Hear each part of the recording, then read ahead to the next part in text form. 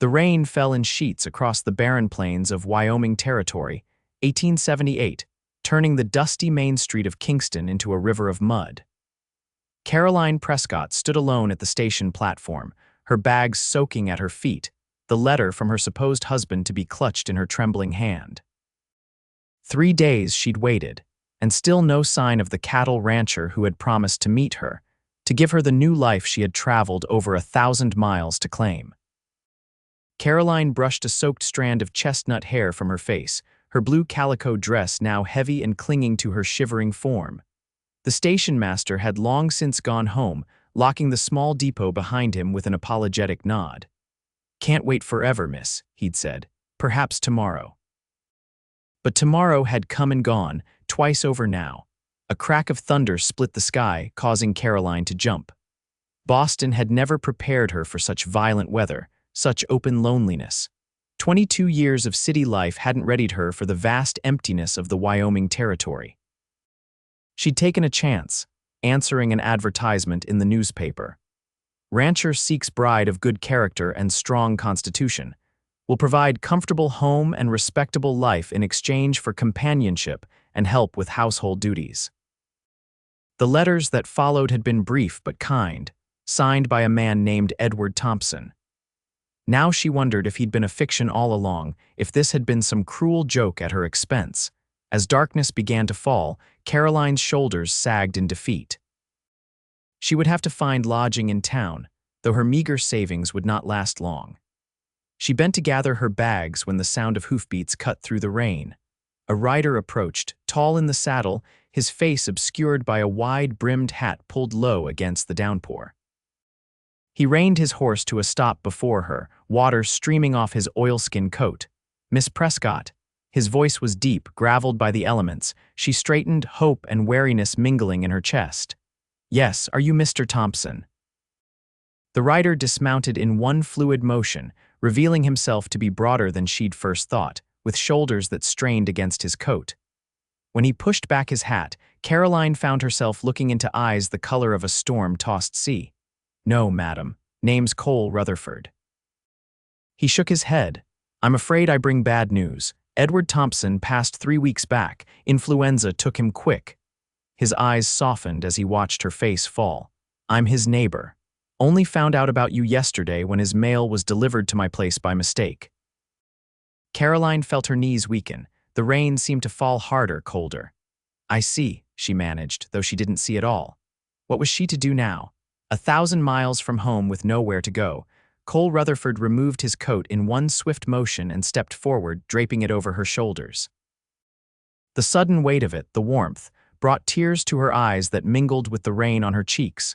"Can't leave a lady standing in the rain," he said quietly. "Not right." His hands lingered briefly on her shoulders before he stepped back, now getting soaked himself in just his shirt and vest. "Got a room waiting for you at the boarding house. We can figure things out in the morning." Caroline clutched the edges of his coat, inhaling the scent of leather, horse, and something distinctly masculine. "Why would you help me? You don't know me." Cole's face softened into something that wasn't quite a smile but held a gentleness that belied his rugged appearance. "Out here, we look after folks. It's the way of things." He reached for her bags. "Besides, any woman brave enough to cross the country to marry a stranger deserves at least a warm meal and a dry place to sleep." As he led her toward his horse, Caroline realized that in that simple act of covering her shoulders, Cole Rutherford had offered her more kindness than she'd known in months. It wasn't love not yet, but in that moment of compassion, something took root that neither of them could have predicted. "Thank you," she whispered, her voice nearly lost in the storm. Cole helped her onto his horse before mounting behind her, his arms creating a shelter around her as he took the reins. "Let's get you out of this rain, Miss Prescott." The horse moved forward, and Caroline found herself leaning slightly back against his solid chest, grateful for his strength as they made their way through the deluge toward the lights of Kingston. Mrs. Abernathy, the proprietress of Kingston's only boarding house, was a widow of indeterminate age with shrewd eyes that missed nothing. She took one look at Caroline's bedraggled appearance and Cole's protective stance and drew her own conclusions. Got the room ready just like you asked, Mr. Rutherford, she said, ushering them inside the warm parlor. A fire crackled in the hearth and the scent of fresh bread hung in the air. Poor thing looks half drowned. I'll fetch some tea. Much obliged, Mrs. Abernathy, Cole replied, setting Caroline's bags by the stairs. He stood awkwardly in the center of the room, dripping onto the polished wooden floor. His dark hair was plastered to his forehead, making him look younger than Caroline had first thought, perhaps no more than 30. I'll settle up with you for the room, he said, reaching for his wallet. Caroline stepped forward. Please, I can pay my own way. Her pride was one of the few possessions she had left. Cole shook his head. Consider it a welcome to Kingston, Miss Prescott. You can pay your own way starting tomorrow if you wish. Mrs. Abernathy returned with a tray of tea and slices of bread with butter and preserves. Eat something, dear, you'll catch your death otherwise. As Caroline sipped the hot tea, she studied Cole Rutherford more carefully. He was taller than average, with a lean build that spoke of hard work rather than ease. His face was tanned from the sun, with lines at the corners of his eyes that hinted at both laughter and squinting against the glare of the plains. There was nothing soft about him, and yet he had shown her a gentleness that touched her deeply. Mr. Rutherford, she began, setting down her cup, I must ask, what happens now? With Mr. Thompson gone, I have no position, no purpose here. Cole ran a hand through his wet hair. Kingston's growing. There might be work in town for a lady of your education. He hesitated. Or Thompson's ranch will need to be sold. You could stay there until arrangements are made if you're comfortable. It's rightfully yours in a way. Caroline blinked in surprise. Mine. But we weren't married. There was an agreement. In these parts, that means something. He met her gaze directly. I can help you sort it out. My ranch borders his to the east. It's no trouble. Mrs. Abernathy had been listening with undisguised interest. Mr. Rutherford is right. Plenty of opportunity for a capable young woman in Kingston. The school needs a teacher, something fierce. Those poor children are running wild as jackrabbits. I taught briefly in Boston, Caroline admitted, feeling a spark of hope, but I have no formal credentials. Out here, being able to read, write, and cipher is credential enough, Mrs. Abernathy assured her. And having a place to stay while you get settled would be providential. Cole stood, retrieving his hat from the hook by the door. I'll come by tomorrow morning. We can ride out to Thompson's place if you'd like to see it. No obligation. Caroline rose as well, suddenly aware she was still wearing his coat. She slipped it off, holding it out to him. Your coat, Mr. Rutherford, thank you for the loan. Their fingers brushed as he took it, sending an unexpected warmth through her despite her damp clothes. Keep well, Miss Prescott, he said, his voice low. Kingston might not be what you expected, but it has a way of growing on folks. After he left, Mrs. Abernathy showed Caroline to a small but clean room on the second floor. That Cole Rutherford, the older woman said as she placed extra blankets on the bed, is the finest man in this territory. Never known him to break his word or turn away someone in need. He's been very kind, Caroline agreed, unpacking her nightclothes from her still damp bag. Mrs. Abernathy paused at the door. He doesn't do it for thanks, you know, that's just who he is. She smiled knowingly. Not hard on the eyes either, if you don't mind my saying. Caroline felt her cheeks warm. I hadn't noticed, she lied. The older woman chuckled. Of course not, dear. Sleep well. Alone in the unfamiliar room, Caroline sat on the edge of the bed and let the events of the day wash over her. Edward Thompson was dead. Her carefully laid plans had crumbled before they'd even begun. And yet, a stranger had covered her shoulders in the rain and called it kindness. In Kingston, Wyoming Territory, perhaps that was a start. The morning broke clear and bright, the previous day's storm leaving behind puddles that reflected the blue sky like scattered mirrors. Caroline dressed carefully in her second-best dress, a dove gray with subtle pleating at the bodice. Her other clothing was still drying from yesterday's soaking. When she descended to the dining room, she found Cole Rutherford already seated at the table, deep in conversation with the town's doctor, a silver-haired man introduced as Dr. Henry Wells. Cole stood immediately upon seeing her, pulling out a chair. Miss Prescott, you're looking well this morning, he said, his voice carrying a note of relief. Thank you, Mr. Rutherford. The The dry clothes and warm bed worked wonders. She settled into the offered chair, noting that in the daylight, his eyes were more green than gray, with gold flecks around the pupils. Breakfast was a hearty affair of flapjacks, bacon, and strong coffee. Caroline found herself hungrier than she'd been in days, the anxiety of her journey giving way to a cautious optimism about her future. "I've spoken with Mayor Dawson," Cole said as they finished their meal. "He's interested in meeting you regarding the teaching position if you're amenable." Caroline dabbed her lips with her napkin. "I would be most grateful for the introduction." "We can stop by the town hall after we visit Thompson's place," Cole suggested. "That is, if you still wish to see it." "I do," she confirmed. "I should at least see what might have been, to make my peace with it." An hour later, they were riding east out of Kingston, Caroline on a gentle mare borrowed from the livery.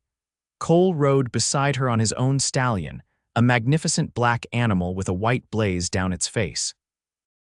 "Have you lived in Kingston long, Mr. Rutherford?" Caroline asked, trying to mask her discomfort at being astride a horse. In Boston, ladies rode in carriages or perhaps side saddle if they were particularly adventurous. "Born and raised in Colorado," he replied. "Came to Wyoming after the war." "Wanted open spaces and a fresh start," he glanced at her. "You're doing well with that horse. Haven't ridden much. Is it that obvious?" She laughed, adjusting her grip on the reins. "Just a bit. But you've got good instincts. Relax your shoulders, move with her rhythm." Following his advice, Caroline found the ride became smoother. The landscape opened up around them, vast and humbling. Rolling grasslands stretched to distant mountains, the spring bringing a verdant touch to what would become golden prairie by summer's end. "It's beautiful," she murmured. "Different from anything I'm used to, but beautiful." Cole looked pleased. "Most Easterners see nothing but emptiness. Takes a special eye to appreciate the subtleties out here." They crested a small rise, and Cole reined his horse to a stop.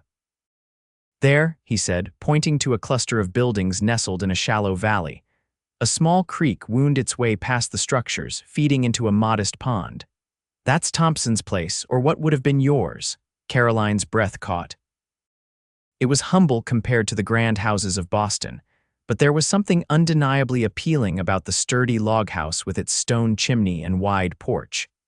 A barn stood nearby, along with what appeared to be a chicken coop and a corral where several horses grazed. "It's lovely," she said softly. They rode down to the ranch at a leisurely pace. As they approached, Caroline noticed the care that had gone into the property. The fence posts were straight and strong, the buildings well maintained. It spoke of a man who took pride in his work. "Edward was a good rancher," Cole said, as if reading her thoughts. "Started small, built it up over the years, had about 60 head of cattle at the end. His foreman, Jasper, has been keeping things running since." He trailed off, dismounting in front of the house. Caroline allowed Cole to help her down, his strong hands at her waist making her momentarily breathless. "Thank you," she managed. A weathered man with a salt and pepper beard emerged from the barn, wiping his hands on a rag. "Mr. Rutherford," he called in greeting. His eyes shifted to Caroline. "This must be Miss Prescott. Jasper Holloway, meet Caroline Prescott," Cole introduced them. Jasper was Edward's right hand for nearly 10 years. The foreman's handshake was firm but respectful. "Mighty sorry about the circumstances, miss. Mr. Thompson spoke highly of you in his letters." Caroline felt a pang of sadness for the man she would never meet.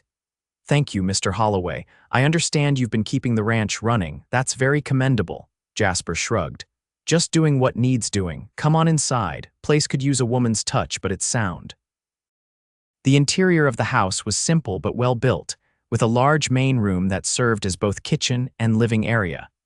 A solid table with 6 chairs dominated one side, while a stone fireplace anchored the other. 2 doors led off the main room, presumably to bedrooms. Caroline ran her hand along the smooth wood of the table. "He built this himself, didn't he?" Jasper nodded. "Edward could coax beauty from the roughest timber, had a gift for it." The thought of Edward Thompson crafting this table, planning for the wife he would never meet, brought unexpected tears to Caroline's eyes. She blinked them away quickly, not wanting to appear overly emotional. Cole moved to the window, giving her a moment to compose herself. Crops coming in well, he observed to Jasper. You planning to bring in the North pasture herd soon? Week or so, Jasper confirmed. Need a couple more hands for that job. Their conversation continued, the familiar rhythm of ranch talk washing over Caroline as she explored the house. The smaller bedroom was clearly intended for her, with a chest of drawers topped with a mirror and a small vase that might have held wildflowers in welcome. The bed was covered with a handmade quilt in blues and greens. She was studying the quilt when Cole appeared in the doorway. Everything all right? Yes, she said, straightening. It's just strange to see the life that might have been. She gestured around. He prepared for me. Cole's expression softened. Edward was a good man, would have made a decent husband. He hesitated. Miss Prescott, I want to be clear about something. You have options. The ranch legally belongs to Edward's brother in Denver, but there's no rush to settle things. You could stay here while you decide what you want to do. Caroline was touched by his consideration. And what of Mr. Holloway and the other workers? They know the situation. They'll keep things running until decisions are made. He took a step into the room. Or if teaching appeals to you more, Kingston would be fortunate to have you. The question hung between them, weighted with possibilities. Caroline looked out the window at the vast landscape. May I have some time to consider? Cole nodded. Of course, no rush. He checked his pocket watch. We should head back if you still want to meet the mayor. As they prepared to leave, Jasper approached with a small wooden box. Found this in Edward's desk. It's addressed to you, Miss Prescott. Caroline accepted the box with trembling hands. It was beautifully crafted, with her name carved on the top in flowing script. Thank you. She secured it in her saddlebag, her mind whirling with questions. What had Edward Thompson been like? Would she have been happy as his wife? And why did she feel such a strong connection to Cole Rutherford, a man she'd known for barely a day? The ride back to Kingston was mostly silent, each lost in their own thoughts. As they approached town, Cole finally spoke. Whatever you decide, Miss Prescott, Kingston would be lucky to have you stay. The sincerity in his voice warmed her more than the spring sunshine. Thank you, Mr. Rutherford. That means a great deal coming from you. The meeting with Mayor Dawson went better than Caroline could have hoped.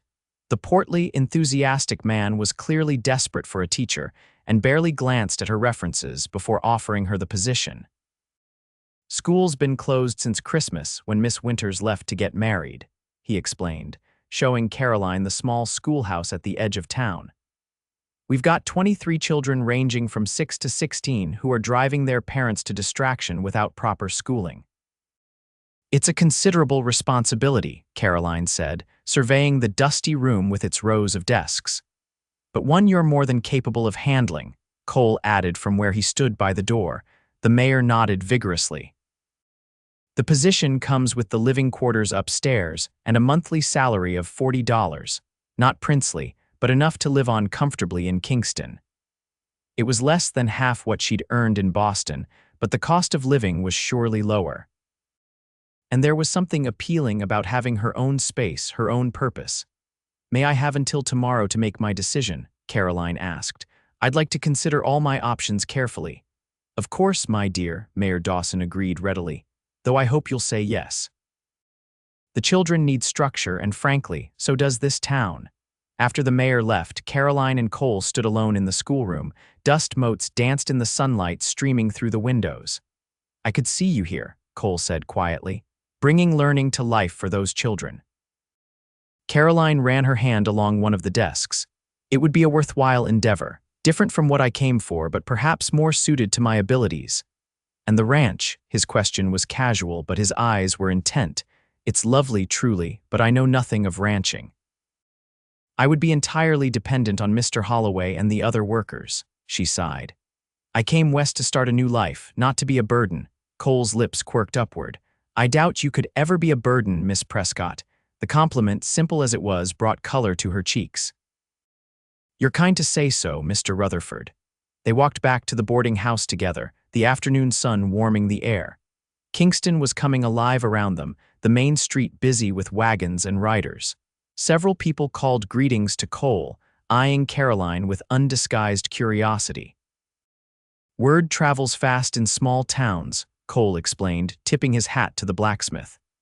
By now, everyone knows who you are and is speculating about what you'll decide. That's somewhat intimidating, Caroline admitted. Just means folks care. They want to know their neighbors. He stopped outside the boarding house. I have some business to attend to this afternoon. Would you allow me to escort you to dinner this evening? The hotel has a decent restaurant. The invitation surprised her, though not unpleasantly. I would like that, Mr. Rutherford. His smile transformed his face, softening the weathered lines and brightening his eyes. I'll call for you at 6 then. Alone in her room, Caroline finally opened the wooden box Jasper had given her. Inside, she found a letter and a small velvet pouch. The letter was dated just 3 weeks prior and the handwriting was strong and clear. My dear Miss Prescott, it began. By the time you read this, we will have met in person and you will have seen the home I have prepared for us. I hope it meets with your approval and that you find Wyoming to your liking. I am not a man of many words, as you have no doubt discovered from my letters, but I am a man of action and commitment. The enclosed was my mother's. I would be honored if you would wear it as a symbol of our new life together. With respect and anticipation, Edward Thompson. Caroline's hands shook as she opened the velvet pouch. A gold band set with a small, perfect pearl slid into her palm. A wedding ring he had never had the chance to give her. Tears welled in her eyes, not for the loss of a man she had never met, but for the loss of the certainty she had felt when boarding the train in Boston. Everything had seemed so clear then: a new husband, a new home, a new life with defined parameters. Now she faced choices she had never anticipated making alone.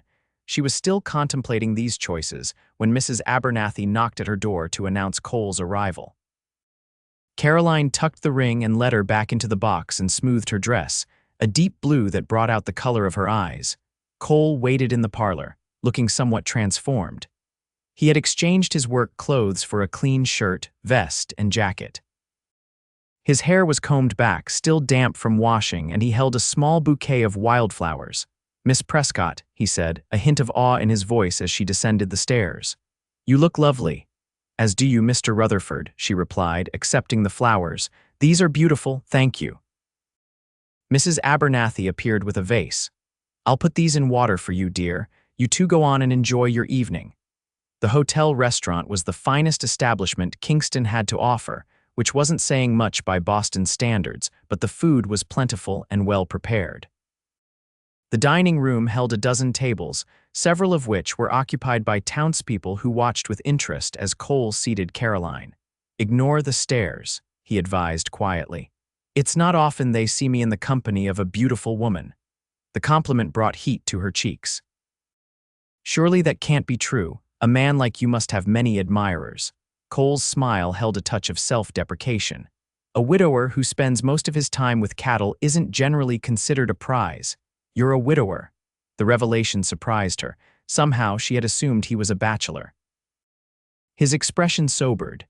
Yes, my Sarah passed 5 years ago. Childbirth fever took her and our daughter. Caroline's heart ached for him. I'm so sorry, Mr. Rutherford. That's a terrible loss. Cole, please. He met her eyes directly. After sharing such personal information, I think we can dispense with the formalities, at least in private. Cole, she repeated, liking the feel of his name, and you must call me Caroline. Their dinner conversation flowed easily after that, moving from his life on the ranch to her childhood in Boston. Cole was an attentive listener, asking thoughtful questions that showed genuine interest in her answers. So what drove you to answer an advertisement for a mail-order bride? He asked as they shared a slice of apple pie. You're educated, attractive, from a good family. Surely you had prospects in Boston. Caroline considered her answer carefully. After my parents died, the family home went to my cousin. I was teaching at a girls' school, living in a tiny room, watching my students move on to marriage and family while I remained behind. She traced the pattern on the tablecloth with her finger. I wanted more. Adventure, perhaps, a home of my own, children someday. And Edward Thompson's advertisement promised those things. Yes, she looked up at him. It seemed like a rational decision at the time, an exchange of needs, his for a wife, mine for a home and family. Cole studied her face. And now, what does Caroline Prescott want now? The question hung between them, weighted with possibilities. "I'm still figuring that out," she admitted, "but I think I want to stay in Kingston, whether as a teacher or," she hesitated, "or perhaps exploring what Thompson's ranch has to offer." "Both are good options," Cole said carefully. "But there might be a third." Caroline's heart quickened. "Oh," he reached across the table, his rough fingers brushing hers. "It's too soon, I know, we've just met. But I feel a connection to you, Caroline. I haven't felt anything like it since Sarah." The unexpected admission left her speechless. Cole withdrew his hand, a flush creeping up his neck. "Forgive me, that was presumptuous." "No," she said quickly. "It wasn't, I feel it too, this connection, but you're right, it is soon, very soon." Relief washed over his features. "Then perhaps we can agree to get to know each other better. No commitments, no pressure, just two people exploring a possibility." Caroline smiled, warmth spreading through her chest. "I would like that very much, Cole." As they walked back to the boarding house under a sky brilliant with stars, Caroline felt a sense of rightness that had been missing from her carefully planned journey west. When Cole offered his arm, she took it without hesitation, savoring the solid strength of him beside her. At the boarding house steps, he turned to face her. "I have to ride out to check on the north pasture tomorrow, but I should be back by afternoon. Would you allow me to show you more of Kingston then?" "I would like that," she replied. "And I should give the mayor my answer about the teaching position." Cole's expression was carefully neutral. "Have you decided?" "I think so," she said with a small smile. "But I'll keep you in suspense until tomorrow." He laughed, the sound rich and genuine. "Fair enough." His eyes dropped to her lips, then back to her eyes, a question in them. Caroline felt her breath catch. It would be improper to allow a kiss so soon, and yet she found herself leaning slightly toward him. The door to the boarding house suddenly opened, spilling light onto the porch. Mrs. Abernathy stood there, her timing suspiciously convenient. "There you are, dear. I was just wondering if you'd need a cup of tea before bed." Cole stepped back, his smile rueful but understanding. "Good night, Caroline, until tomorrow." "Good night, Cole." She watched him walk away, his tall figure silhouetted against the moonlit street, before turning to face Mrs. Abernathy's knowing gaze. "He's a good man," the older woman said simply. "The best." "Yes," Caroline agreed. "I believe he is." That night, as she prepared for bed, Caroline opened Edward Thompson's box once more. The pearl ring gleamed in the lamplight, beautiful in its simplicity. It represented a future that would never come to pass, a marriage of convenience that might have grown into affection over time. But when she closed her eyes, it wasn't Edward Thompson's face she saw. It was Cole Rutherford, standing in the rain, draping his coat over her shoulders in an act of simple kindness that had somehow opened her heart to possibilities she hadn't imagined. The next morning, Caroline walked to the mayor's office with her decision firmly made. Mayor Dawson's delight was evident as she accepted the teaching position. "Wonderful news," he exclaimed, pumping her hand enthusiastically. "The children can return to school next Monday. That gives you 5 days to prepare. I'll need to review the curriculum and assess what supplies are available," Caroline said, already making mental lists, "and the living quarters will need some attention before I move in." Of course, of course. "The town council has allocated funds for supplies, and I'm sure we can find volunteers to help ready your quarters." He beamed at her. "Kingston is fortunate to have you, Miss Prescott." As she left the mayor's office, Caroline felt a weight lift from her shoulders. She had made a decision, taken control of her future. It wasn't the future she had planned when boarding the train in Boston, but perhaps it would be even better. She spent the morning exploring Kingston more thoroughly, introducing herself to shopkeepers and potential parents of her students. Everyone was welcoming, if curious about the woman who had come to marry Edward Thompson and was now staying to teach their children.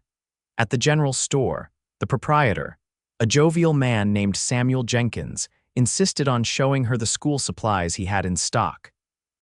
"Been holding these back, hoping we'd get a new teacher," he explained, displaying slates, chalk, primers, and other necessities.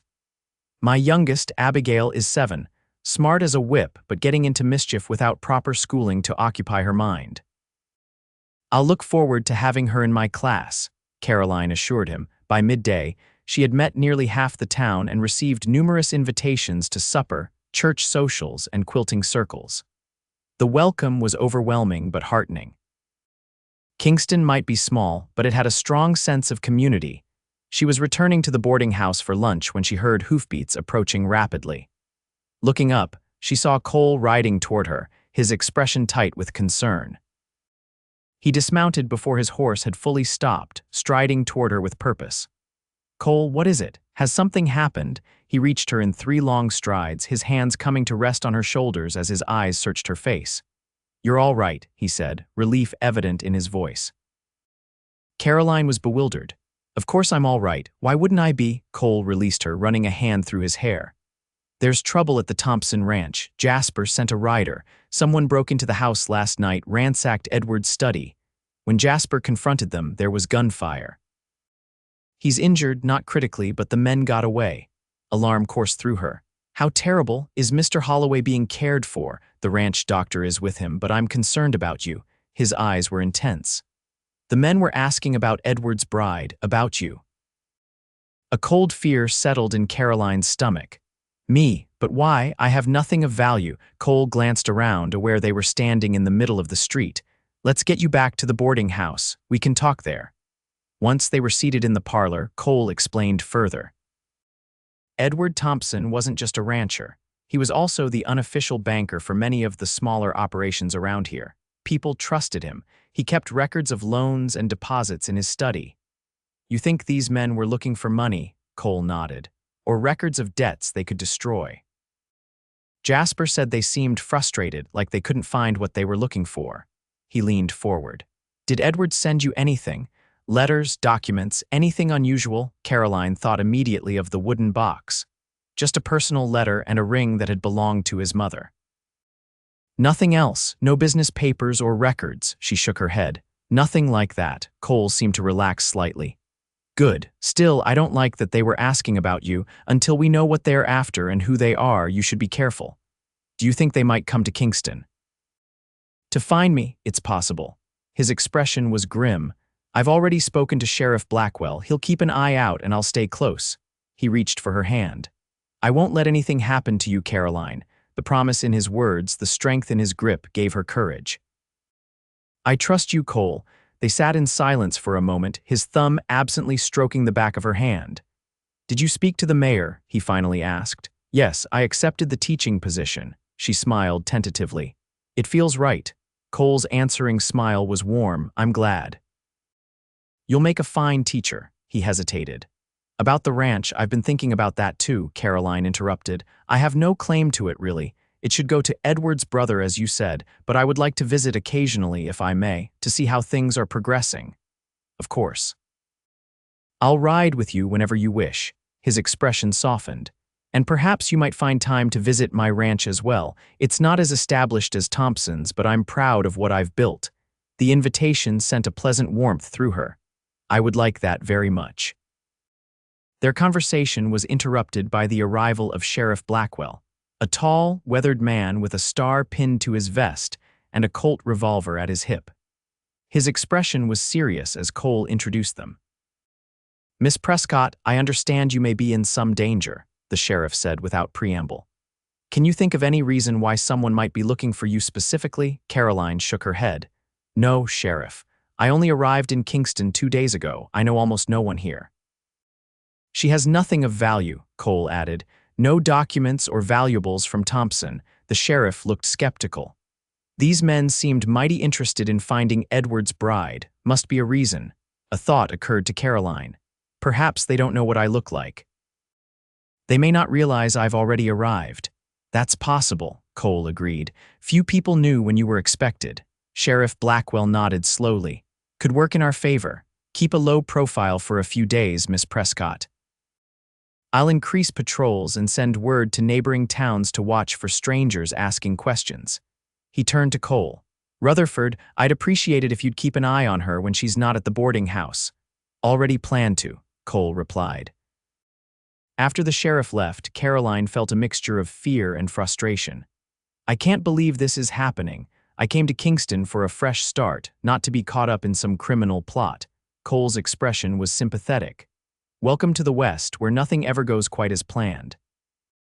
He squeezed her hand. "We'll sort this out, Caroline, I promise." Despite the sheriff's advice to keep a low profile, Caroline refused to hide away entirely. She spent the afternoon at the schoolhouse, cleaning and organizing with the help of several town women who had volunteered their time. By evening, the classroom was transformed, floors swept, desks arranged, windows washed to let in the late afternoon sunlight. "It's coming along nicely," commented Eliza Carter, the wife of the town doctor, as they surveyed their work. "The children will be so excited to return." "I hope I can live up to their expectations," Caroline admitted. "It's been some time since I taught regularly."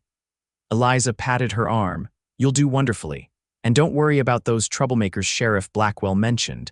Kingston takes care of its own, and you're one of us now." The simple acceptance warmed Caroline's heart. Already, Kingston was beginning to feel like home in a way Boston never had.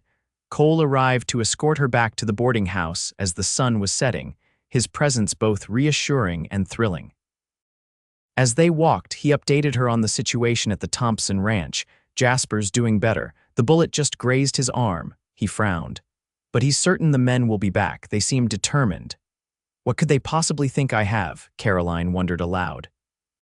"I've been thinking about that," Cole said. "Edward was meticulous about his record keeping. It's possible he had a ledger or document that these men are desperate to find. And they think he might have sent it to me for safekeeping. It's the only explanation that makes sense." Cole's stride was purposeful, his eyes constantly scanning their surroundings. Edward knew many secrets about the people around here who owed money, who was struggling, who was prospering.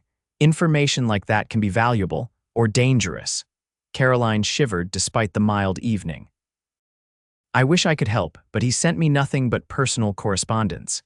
They reached the boarding house just as full darkness fell. Cole hesitated on the porch.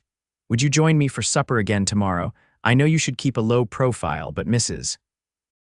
Abernathy is an excellent cook, and we could dine privately in the parlor." "I'd like that," Caroline replied, warmed by his continued interest despite the complications that had arisen. His smile was reward enough. "Until tomorrow, then. Lock your door tonight, Caroline." "I will." "Good night, Cole." As she prepared for bed that night, Caroline couldn't help but reflect on the strange turn her life had taken. She had come to Kingston to marry a man she had never met, only to find him dead and herself potentially in danger. And yet, she had also found a community that welcomed her, a purpose in teaching, and perhaps something more in Cole Rutherford's gentle eyes and strong hands. The next few days fell into a pattern. Caroline spent her mornings preparing the schoolhouse and afternoons, meeting with parents and prospective students.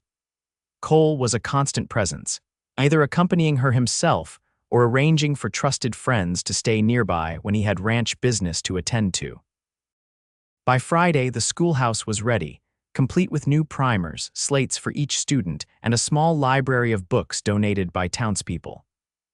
The living quarters upstairs had been cleaned and furnished with basics: a bed, a dresser, a small table with 2 chairs, and a rocking chair by the window. "It's perfect," Caroline told Mrs. Abernathy as they hung curtains at the windows. "Simple but comfortable." "Every home starts somewhere," the older woman said wisely. "You'll add your own touches over time." That evening, Cole arrived at the boarding house with news. "Sheriff Blackwell may have a lead," he said as they settled in the parlor for supper. "A saloon owner in Rawlins reported 2 strangers asking about Edward Thompson's bride. They were headed this way." Caroline's hand trembled as she set down her fork. "They're coming to Kingston." Cole's expression was grim. "Looks that way. But we're ready for them. The sheriff has deputies watching all the roads into town, and I've arranged for a room at the hotel under my name. You'll stay there tonight instead of here. Fewer people know about it that way." "Is that really necessary?" The thought of being forced from the boarding house, of disrupting her carefully constructed new life, filled Caroline with both fear and indignation. "I wouldn't suggest it if I didn't think it was important." Cole's eyes held hers steadily. "Just for a night or two until the sheriff can apprehend these men." Caroline nodded reluctantly. "Very well, I'll pack a small bag." Later, as Cole escorted her to the hotel through the back streets of Kingston, Caroline felt a strange mixture of emotions. Fear, certainly, but also a growing anger at the unknown men who threatened her new beginning. And beneath it all, an awareness of Cole beside her, his presence both comforting and increasingly distracting. The hotel room was small but clean, with a view of the main street. Cole checked the locks on the windows and door before seeming satisfied. "I'll be in the room next door," he told her. "If you need anything, just knock on the wall. 3 taps like this," he demonstrated. "Thank you," Caroline said softly, "for all of this. I know you have your own ranch to run, your own responsibilities." Cole's expression softened. "You're not a burden, Caroline. Never think that." He moved closer, his eyes intent on hers. "The truth is, I find myself thinking about you even when I should be focused on other things. You've become important to me very quickly." Her heart raced at his words, at the nearness of him. "I feel the same way," she admitted. "It's unexpected, but welcome." His hand came up to touch her cheek, rough fingers gentle against her skin. "Caroline," he murmured, her name a caress on his lips. She leaned into his touch, eyes closing briefly. When she opened them, his face was closer, his intention clear in the question his eyes asked. Her answer was to lift her face to his, invitation clear. His lips met hers, gentle at first, then with growing confidence as she responded. His arms went around her waist, drawing her closer as the kiss deepened into something that made her knees weak and her heart pound. When they finally parted, both breathless, Cole rested his forehead against hers. "I've wanted to do that since I found you standing in the rain," he confessed. Caroline smiled, her hands still resting on his chest where she could feel his heart racing as fast as her own. "I'm glad you finally did." He stepped back reluctantly. "I should go. It's not proper for me to stay, even with these circumstances." "No, it isn't," she agreed, though part of her wished he would stay, propriety be damned. At the door, he paused. "Remember, 3 taps if you need me. I'll come immediately." "I'll remember," she promised. After he left, Caroline sat on the edge of the bed, fingers touching her lips where she could still feel the pressure of his kiss. Despite the danger that had brought them to this hotel, despite the uncertainty of what tomorrow might bring, she felt a happiness that had eluded her for years. She was preparing for bed when something caught her eye, a slight movement at the window. Freezing, she watched as the sash slowly, silently began to rise. A gloved hand appeared at the edge. Caroline didn't hesitate. She tapped the wall 3 times, hard and fast, then looked for a weapon. The water pitcher on the nightstand was heavy ceramic. She grabbed it just as a man's head appeared in the window opening. "Don't move," she commanded, raising the pitcher. "I'm armed." The man froze, then grinned, revealing a gold tooth. "Now, little lady, we just want to talk." "About Edward Thompson and what he gave you." "He gave me nothing," Caroline said firmly, backing toward the door that connected to Cole's room. "You're mistaken." A second man appeared behind the first, his face harder, eyes cold. "Don't lie to us, Missy. Thompson must have sent you his ledger. That's all we want. Give it to us and we'll leave you be." The door behind her burst open and Cole was there, revolver drawn. "Back away from the window," he ordered, his voice deadly calm. The men exchanged glances, clearly weighing their options. Then the first man made a sudden move, reaching inside his coat. Cole fired, the sound deafening in the small room. The man cried out, clutching his shoulder as he fell backward out the window. The second man disappeared instantly, the sound of running footsteps receding into the night. Shouts erupted from the street below as Cole moved to the window, gun still ready. "Sheriff," he called down. "One injured by the hotel, the others running east." Caroline stood frozen, the pitcher still clutched in her hands, her heart pounding painfully in her chest. Cole turned to her, his face etched with concern. "Are you hurt?" She shook her head, unable to speak past the lump in her throat. The pitcher slipped from her numb fingers, shattering on the floor. The sound seemed to break something inside her as well, and she began to shake uncontrollably. Cole was beside her in an instant, strong arms wrapping around her, drawing her against his chest. "It's all right," he murmured into her hair. "You're safe now. I've got you." She clung to him, face pressed against his shirt where she could hear his heart beating, steady and strong. "They said Edward sent me a ledger," she managed finally. "But he didn't, Cole, I swear he didn't." "I believe you," he said, stroking her back soothingly. "We'll sort this out." They stayed like that, holding each other in the middle of the shattered pitcher and damp floor until Sheriff Blackwell arrived with his deputies. The injured man had been apprehended, but his partner had escaped into the night. "His name's Frank Milligan," the sheriff reported. Known troublemaker, worked briefly for the Hargrove outfit north of here before getting fired for stealing. His partner's likely Jake Simmons. They've been working as hired guns, but this seems personal. "Hargrove," Cole repeated, his expression darkening. "That makes sense." Edward held the mortgage on Hargrove's property. Rumor had it Hargrove was behind on payments. The sheriff nodded. Milligan claims Hargrove hired them to find a ledger that proved he'd actually paid off his debt to Thompson. Says Thompson was cooking the books, trying to force Hargrove out. Caroline, seated on the bed with a blanket around her shoulders, looked up sharply. "That can't be true. Everything I've heard about Edward Thompson suggests he was honest to a fault." "That's my impression too," Cole agreed, "but Hargrove's desperate. His ranch is failing and he needs someone to blame." Sheriff Blackwell sighed heavily. "Milligan's being treated by Doc Carter now. Once he's patched up, I'll question him further. In the meantime, Miss Prescott, I think you should stay somewhere else tonight. This room isn't secure anymore." "She can stay at my ranch," Cole said immediately. "It's far enough from town to be safe, and I have men I trust keeping watch." The sheriff raised an eyebrow but nodded. "Probably for the best. I'll send word when we catch Simmons." After the sheriff left, Cole helped Caroline pack her few belongings. "I'm sorry about this," he said quietly. "You came to Kingston for peace, not gunfire and midnight escapes." Despite everything, Caroline found herself smiling. "Life with you is certainly not dull, Cole Rutherford." His answering smile was rueful. "Not exactly what a lady looks for in a gentleman caller, I expect. You'd be surprised," she replied, surprising herself with her boldness. "Courage, protection, and kindness rank quite highly on my list." Cole's eyes darkened as he moved closer. "Do they now?" "They do." She reached up to touch his face, feeling the slight roughness of emerging stubble beneath her fingertips. "As does kissing me when I most need to be kissed." His mouth covered hers with a hunger that matched her own, his arms pulling her flush against him as he deepened the kiss. This was different from their earlier embrace, more urgent, more demanding, awakening sensations Caroline had never experienced. When they finally broke apart, both breathing heavily, Cole rested his forehead against hers. "We should go," he said, his voice rough. "Before I forget, I'm trying to be a gentleman." The ride to Cole's ranch took nearly an hour, the night sky brilliant with stars above them. Caroline rode behind Cole on his horse, her arms around his waist, her cheek pressed against his back. Despite the circumstances, there was a rightness to their closeness that calmed her frayed nerves.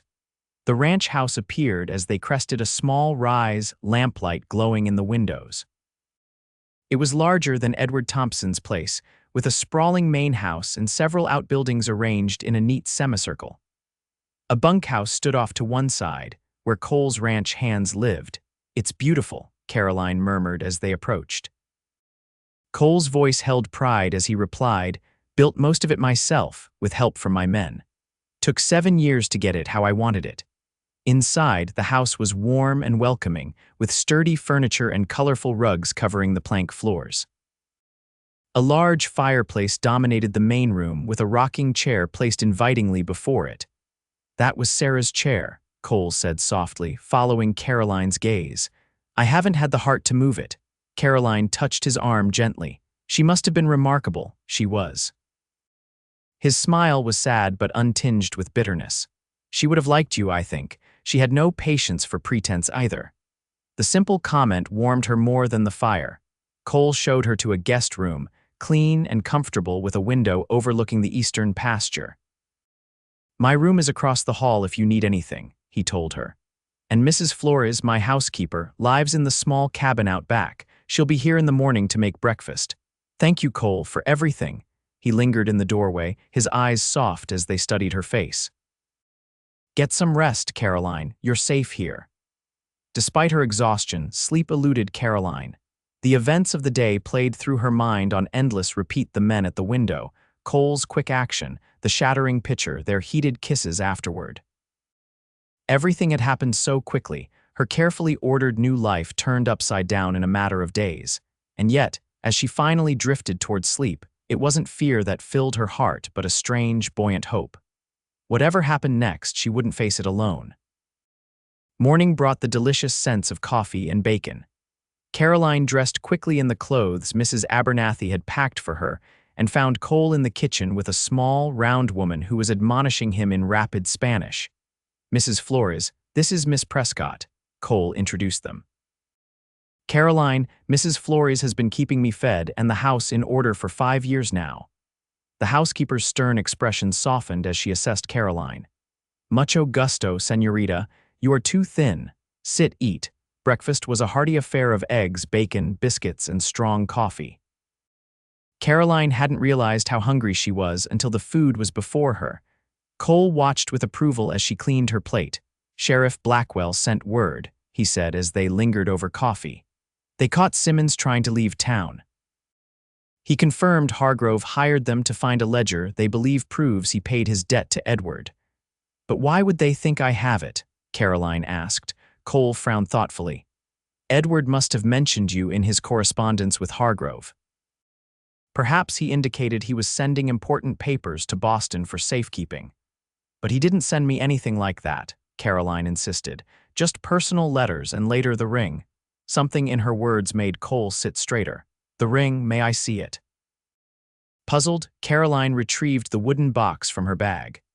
Cole examined the pearl ring carefully, turning it in the morning light. Then, to her surprise, he pressed the pearl firmly. With a tiny click, the top of the setting opened like a locket, revealing a small compartment beneath. Inside was a tightly folded piece of paper. "Well, I'll be damned," Cole murmured, carefully extracting the paper and unfolding it. "It's a receipt, dated 3 months ago, acknowledging payment in full from Maxwell Hargrove for the mortgage on the North Creek property." He looked up at Caroline, eyes wide. "You had it all along." Caroline stared at the tiny document in disbelief. "I had no idea. Why would Edward hide it like this?" Cole's expression was grim. He must have suspected something wasn't right. Maybe Hargrove paid, but someone else, perhaps Edward's clerk or foreman, continued to demand payments, pocketing the money for themselves. "So Edward hid the proof where no one would think to look," Caroline mused, "and sent it to me for safekeeping, knowing I would be arriving soon." "Smart man," Cole said with grudging admiration.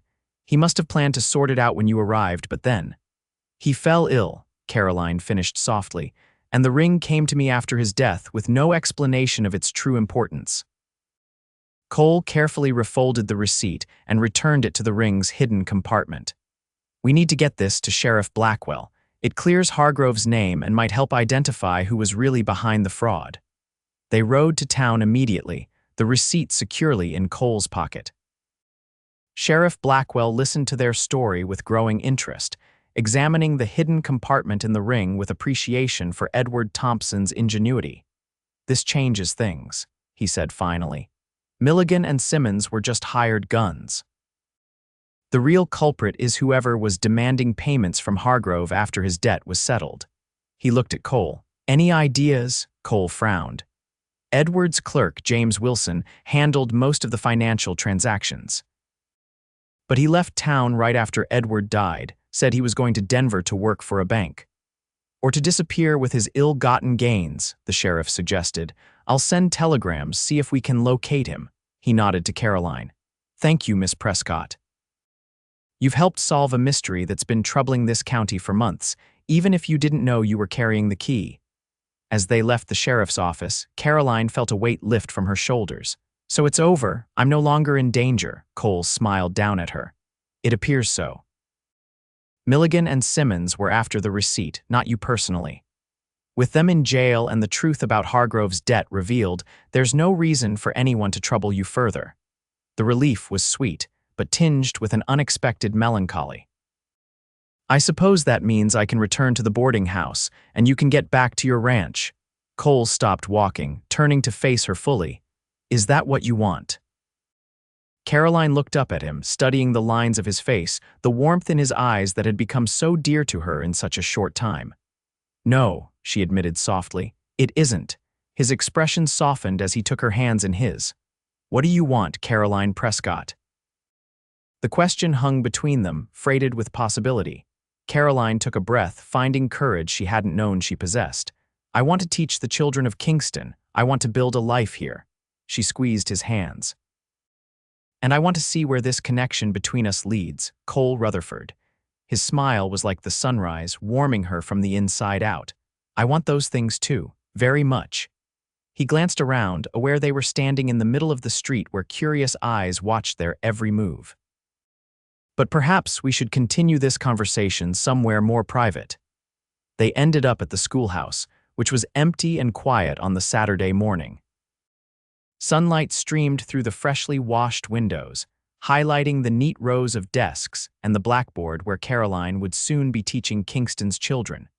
Cole closed the door behind them, then turned to her with a seriousness that made her heart race. Caroline, I know it's been less than a week since we met. By all accounts, it's too soon for what I'm feeling. He took a step toward her, but I've learned that life can be short and unpredictable. Sarah taught me that. And these past days with you have awakened something in me I thought was gone forever. Caroline felt tears prick her eyes at the raw honesty in his voice. Cole, he held up a hand, a small smile playing at his lips.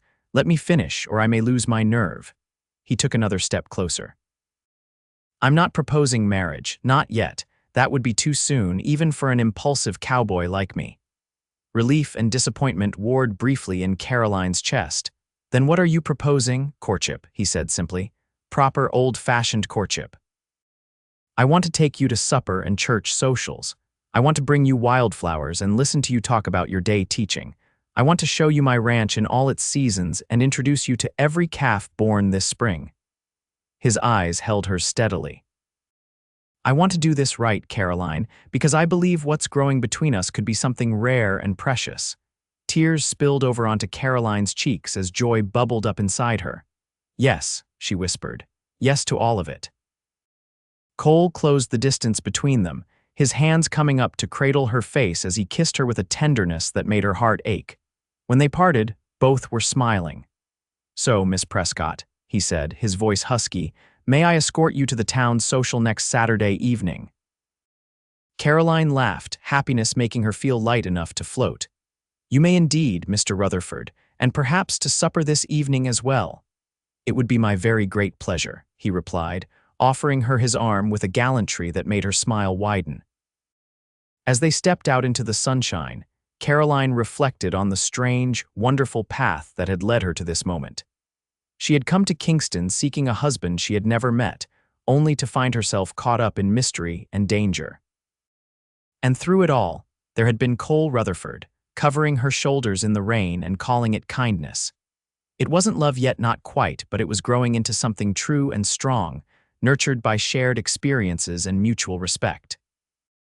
And Caroline Prescott, once a mail-order bride standing alone in the rain, found herself looking forward to each new day with a joy she had never expected to find in the wilds of Wyoming Territory. Monday morning dawned clear and bright, a perfect day for the reopening of Kingston's school. Caroline stood at the door, welcoming each child with a smile and a personal greeting. 23 students ranging from 6 to 16 filed into the classroom, a mixture of excitement and wariness on their young faces. Welcome, she said once they were all seated. I'm Miss Prescott, and I'm delighted to be your teacher. The morning passed in a whirl of assessments and introductions. Caroline quickly identified her strongest students and those who would need extra attention. By noon, she had established the beginnings of order and routine, impressing even the most reluctant learners with her firm but kind approach. When the children were released for the day, Caroline found Cole waiting outside, hat in hand, a bouquet of wildflowers in his grasp. The older girls giggled and whispered as they passed him, clearly aware of the budding relationship between their new teacher and the rancher. For a successful first day, Cole said, presenting the flowers with a slight bow that made Caroline laugh. Thank you. They're lovely. She buried her nose in the blossoms, inhaling their sweet fragrance. How did you know I'd need cheering after my first day, teaching 23 wild Wyoming children? It seemed a safe bet. His eyes crinkled at the corners as he smiled. How did it go? Caroline tucked the flowers into a jar of water as she told him about her day, the bright-eyed youngest who had asked a dozen questions about Boston, the surly teenage boy who had eventually shown interest when she mentioned mathematics applied to ranch management, the twin girls who finished each other's sentences. Cole listened with genuine interest, asking questions that showed he cared not just about her, but about the children and the community. It was one of the things she was coming to appreciate most about him, his deep connection to Kingston and its people. As promised, their courtship unfolded with a proper, old-fashioned cadence. Cole escorted Caroline to the town social that Saturday, where they danced every appropriate dance together, her hand in his, her skirts swirling as he guided her through the steps with surprising grace for such a tall man. On Sundays, they sat side by side in church, sharing a hymnal, their voices blending in song. Afterward, they often took long walks around Kingston, talking about everything and nothing: his plans for expanding the ranch, her ideas for improving the school, childhood memories, hopes for the future. With each passing day, Caroline felt more at home in Kingston. Her students were making progress, the townspeople had accepted her as one of their own, and her feelings for Cole were deepening into something that both thrilled and frightened her with its intensity. 1 month after her arrival in Kingston, Sheriff Blackwell received word that James Wilson, Edward Thompson's clerk, had been apprehended in Denver. He had indeed been siphoning payments from several of Thompson's clients, including Maxwell Hargrove, and forging records to cover his theft. "Justice will be served," the sheriff told Caroline and Cole when they came to hear the news.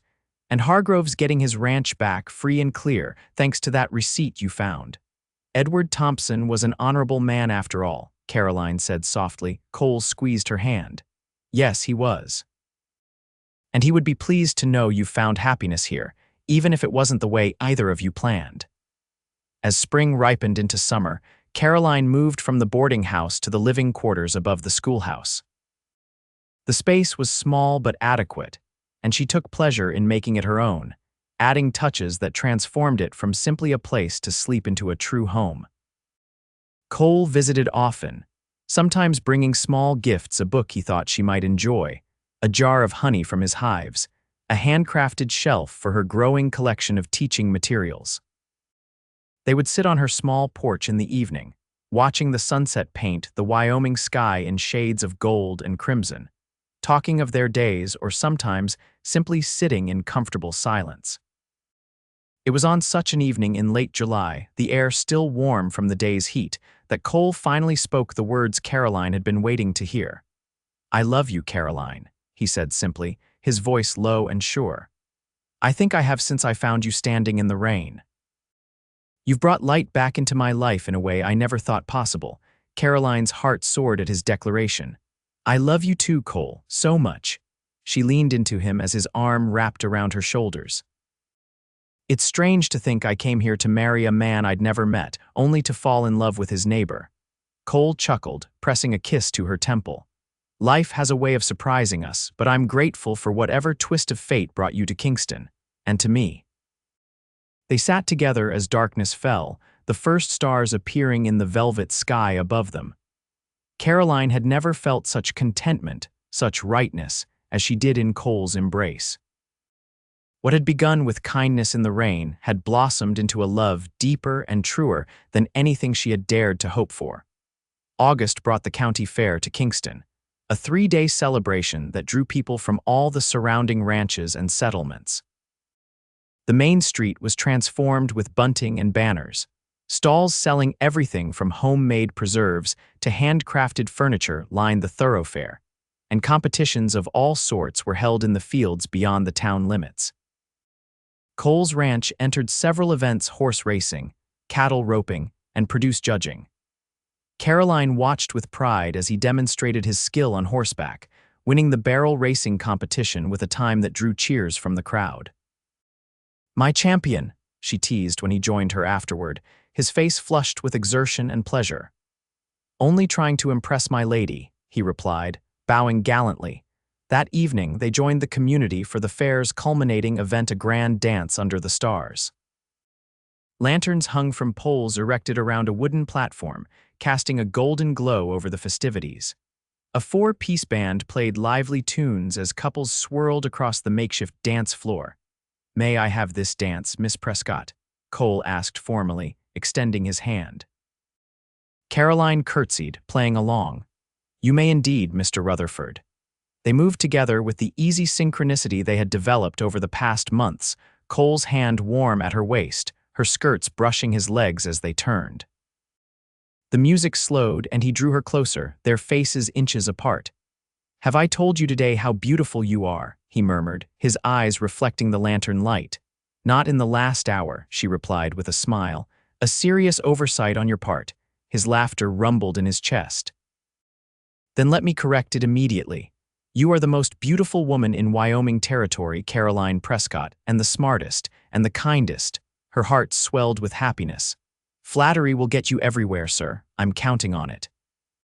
He guided her toward the edge of the dance floor, then beyond, into the shadows where a small gazebo had been erected for the occasion. It was empty now, the other dancers still enjoying the livelier tunes that had resumed. Inside the gazebo, Cole stopped dancing but kept Caroline in the circle of his arms. "I have something to ask you," he said, his voice suddenly serious. Caroline's pulse quickened. "Yes." Cole took a deep breath, then released her long enough to reach into his pocket. When he withdrew his hand, he was holding a small velvet box. "Caroline Prescott, when you came to Kingston, you were looking for a husband, a home, a family. You found those things in a different way than you expected." He opened the box, revealing a gold ring set with a single perfect diamond that caught the distant lantern light. "I'm asking you now to let me be that husband, to share my home with you, to build a family together. Will you marry me?" Tears blurred Caroline's vision as joy rushed through her like a river. "Yes," she whispered, then louder. "Yes, Cole Rutherford, I will marry you." His face broke into a smile of such pure happiness that it took her breath away. With slightly trembling hands, he slid the ring onto her finger, then drew her into a kiss that sealed their promise to one another. When they returned to the dance, their news spread quickly through the crowd. Congratulations poured in from all sides, the community that had adopted Caroline now celebrating the union of two people they had come to respect and love. "Have you set a date?" Mrs. Abernathy asked, her eyes bright with pleasure at the match she had predicted from the start. "Not yet," Caroline replied, "but soon, I think. We don't want a long engagement." Cole, his arm secure around her waist, nodded in agreement. "Before the first snow, certainly. I can't imagine spending another winter without Caroline in my home." The sentiment warmed her from within, the thought of waking beside Cole each morning, of building a life together on the ranch he had created with his own hands, filling her with anticipation. They were married in early October, when the aspen trees had turned to gold and the air held the first crisp promise of winter. The ceremony was held in Kingston's small church, filled to capacity with townspeople and ranchers from miles around. Caroline wore a gown of ivory silk ordered from Denver, with a veil that had belonged to Mrs. Abernathy's daughter. Cole cut a handsome figure in a new black suit, his usually unruly hair tamed for the occasion, his eyes never leaving Caroline's face as she walked down the aisle on Dr. Carter's arm. Their vows were simple but heartfelt, promises to love, honor, and cherish, spoken with clear voices that carried to the back of the church. When the minister pronounced them husband and wife, Cole's kiss was gentle but held a promise of the passion they would share as married couple. The celebration afterward was held at Cole's ranch, now their ranch, with tables set up in the yard and lanterns hanging from every tree. Food and drink flowed freely, children played games in the fading light, and the adults danced to music provided by the same band that had played at the fair. As the evening deepened into night, guests began to depart, leaving with warm wishes for the newlyweds. Finally, only Cole and Caroline remained, standing on the porch of their home as the last wagon disappeared down the lane. "Mrs. Rutherford," Cole said softly, turning to face his bride. "Welcome home." Caroline smiled up at him, her heart full to bursting with love for this man who had first sheltered her from the rain and now offered her shelter for a lifetime. "It's been home since the moment I met you," she told him. "I just didn't know it yet." Cole swept her into his arms, carrying her across the threshold into their house, their home. As he set her down in the main room, firelight bathing them in golden warmth, he touched her face with reverent fingers. "I love you, Caroline, more than I have words to express." "Then show me," she whispered, drawing his head down for a kiss that spoke of belonging, of promises kept and new ones made, of a future bright with possibility. Later, as they lay together in the quiet darkness of their bedroom, Caroline thought back to that rainy day when she had stood alone at the Kingston station, believing her hopes for a new life had been dashed. How wrong she had been. "What are you thinking about?" Cole murmured, his fingers tracing patterns on her bare shoulder. "About rain," she replied, snuggling closer to his warmth. "And how sometimes the best things come from the most unexpected storms." Cole's chuckle vibrated against her cheek. "Poetic. Truthful," she corrected. "If it hadn't been raining that day, would you have offered me your coat?" "I would have offered you something," he assured her. "My hat, my horse, my heart. One way or another, Caroline, I believe we were meant to find each other." She smiled in the darkness, contentment settling deep in her bones. "I believe that too." Outside, a gentle rain began to fall, pattering against the roof and windows. But inside, Caroline Rutherford was warm, dry, and loved beyond measure, the mail-order bride, who had found her true destiny in the arms of a kind cowboy who had covered her shoulders in the rain and, in time, called it love.